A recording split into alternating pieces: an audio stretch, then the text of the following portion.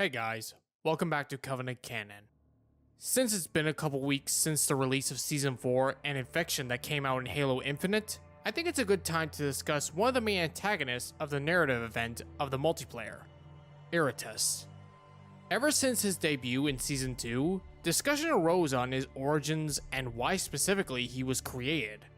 I myself have thought on this for a while now, and I have a bit of an idea on who or what Iratus was before becoming the menace we all know and love today. So, with that in mind, let's do some theory crafting on the origins of Iratus, the first Banished AI. For those casual players who don't really catch up on Waypoint articles, let's first discuss on what we do know about Iratus thus far. What people might not realize that he wasn't originally made by the Banished, but by a human corporation called Lux Volspuda.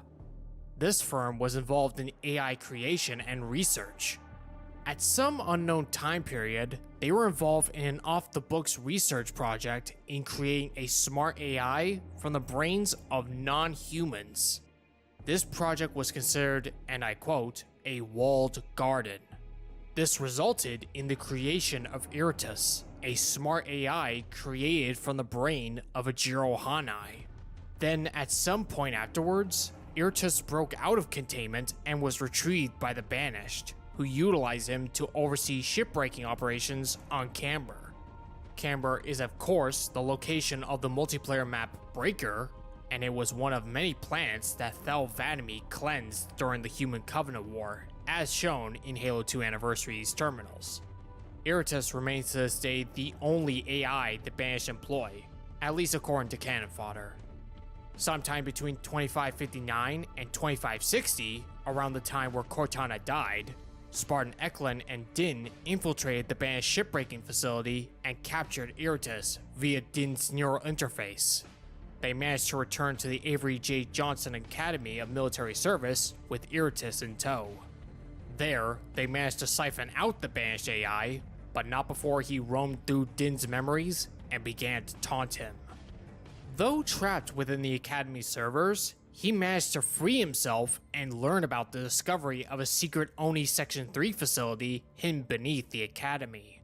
When Din and our Spartan character finds the laboratory and a set of prototype Mirage armor, Iratus managed to take full control over the facility and gain access to all the Spartan program's weaknesses and failures. And then he begins to infect the prototype armor, and there his story ends and Infection begins. Okay, now with that summary over with, let's begin with the obvious question. How was Iratus created? Well, plainly, he was created with a Jirohanai brain, but who is he based on? The easiest answer might be that this specific brute was originally a member of the Banished. Iratus' appearance might suggest that, as well as all the Banished propaganda he spouts out in the narrative cutscenes and in-game dialogue.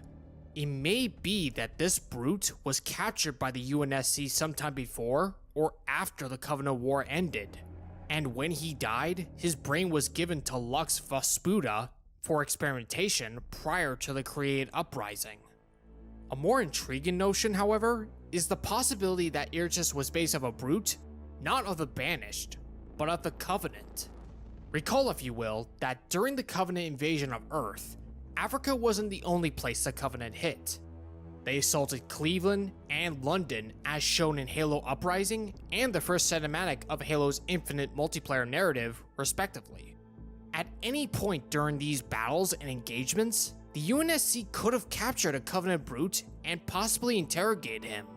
This might well have resulted in his death, and his brain would have likewise been sent to Lux for AI experimentation.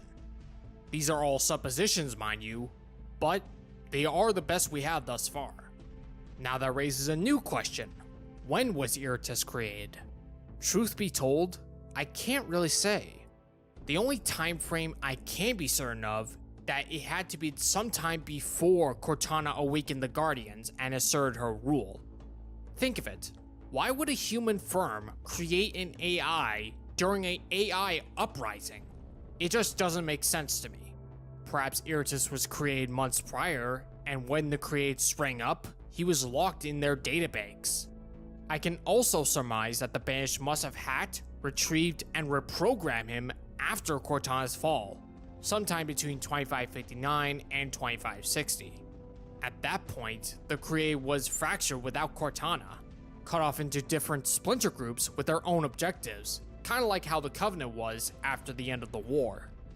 And now we reach a bigger question. Why?